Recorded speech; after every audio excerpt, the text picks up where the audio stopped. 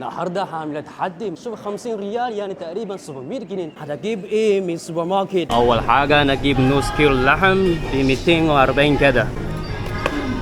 وتاني حاجه هنجيب طبق بيض ب 185.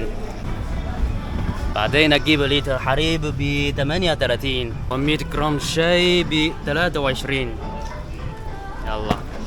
و2 كيلو رز واحد ب 28. ودي اثنين. والاندومي ده واحد ب6.5. نجيب 6. ايوه يا جماعه، كل سنه وانتم طيبين. يومين دول قريب من رمضان. في السوبر ماركت ناس كتير زحمه. لازم فول مدمس 400 جرام ب 19.5. نجيب 2.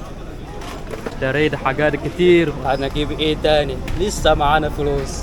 صاحبي معلش، فين جبنة فين؟ جبنة.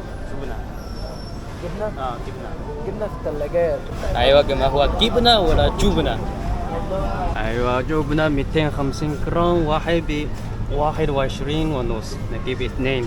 هنجيب ايه تاني؟ ايوه شيبس 100 جرام ده واحد ب 15 جنيه. نجيب 2.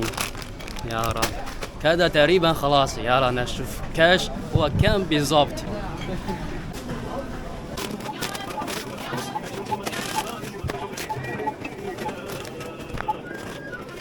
شوف هنا إجمالي ب 697. تمام ماشي. جبت حاجة دول ب 700 جنيه يكفي أسبوعين.